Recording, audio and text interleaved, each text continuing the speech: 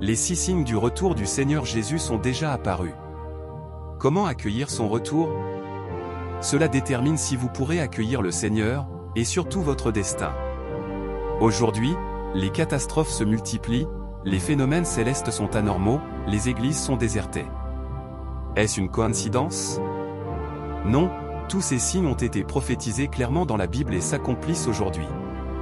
Chaque événement sonne l'alarme, le jour du Seigneur est proche. Si vous n'avez pas encore prêté attention à ces signes, lisez jusqu'au bout, cela peut vous aider à saisir l'occasion d'entrer dans le royaume des cieux. Commencez par enregistrer cette vidéo et partagez-la avec votre famille. 1. Apparition de catastrophes comme les tremblements de terre, les famines, les guerres. Matthieu 24, 7-8, une nation s'élèvera contre une nation, et un royaume contre un royaume, et il y aura, en divers lieux, des famines et des tremblements de terre. Tout cela ne sera que le commencement des douleurs. Cette année, nous avons été témoins de nombreux événements majeurs. En 2024, un séisme de magnitude 7,2 a frappé Taïwan, et le Japon a enregistré 155 tremblements de terre, dont le plus puissant a atteint une magnitude de 7,6. Les phénomènes climatiques extrêmes se multiplient. En 2023, le Brésil a subi les pires inondations depuis 83 ans. Les conflits armés s'intensifient partout dans le monde, comme la guerre entre la Russie et l'Ukraine, ou encore le conflit israélo-palestinien. Tout cela n'est pas dû au hasard, mais correspond au commencement des douleurs, annoncé depuis longtemps dans la Bible. 2. Phénomènes célestes anormaux. Joël 2, 30-31, je ferai paraître des prodiges dans les cieux et sur la terre, du sang, du feu, et des colonnes de fumée, le soleil se changera en ténèbres, et la lune en sang, avant l'arrivée du jour de l'Éternel, de ce jour grand et terrible. Nous avons vu des signes rares ces 10 dernières années. La super lune bleue de sang, en 2018. L'éclipse hybride de 2023.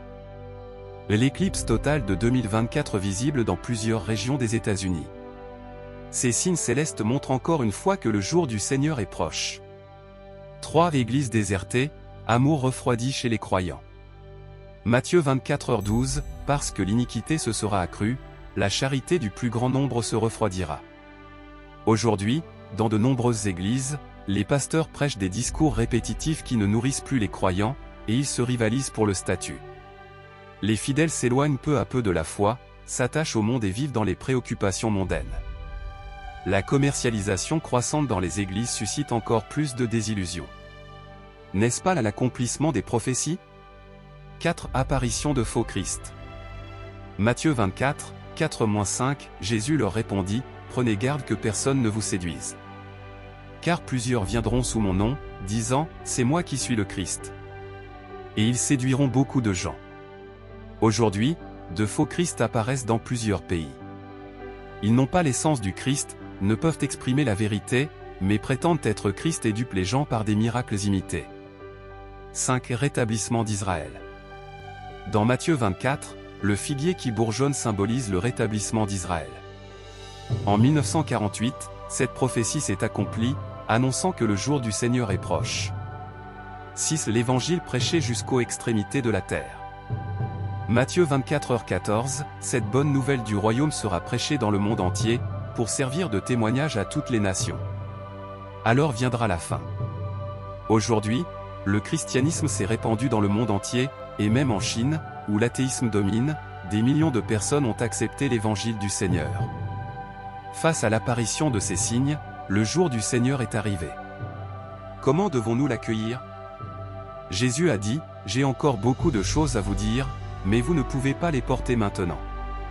Quand le Consolateur sera venu, l'Esprit de vérité, il vous conduira dans toute la vérité, car il ne parlera pas de lui-même, mais il dira tout ce qu'il aura entendu, et il vous annoncera les choses à venir. » Jean 16, 12-13. Apocalypse 3h20, voici, je me tiens à la porte, et je frappe. Si quelqu'un entend ma voix et ouvre la porte, j'entrerai chez lui, je souperai avec lui, et lui avec moi. Et dans Apocalypse chapitres 2 et 3, que celui qui a des oreilles entende ce que l'Esprit dit aux églises. Quand le Seigneur reviendra, il nous exprimera ses paroles à nouveau et nous révélera les vérités que nous ne comprenons pas encore. Pour accueillir le Seigneur, le plus important est d'apprendre à écouter la voix de Dieu. Ceux qui entendent sa voix, la reconnaissent et l'acceptent, pourront accueillir le Seigneur et participer au festin de l'agneau, tandis que ceux qui ne reconnaissent pas sa voix ne sont pas ses brebis et seront rejetés. Êtes-vous prêt à accueillir le Seigneur et suivre les pas de l'agneau? Partagez vos réflexions dans la section des commentaires.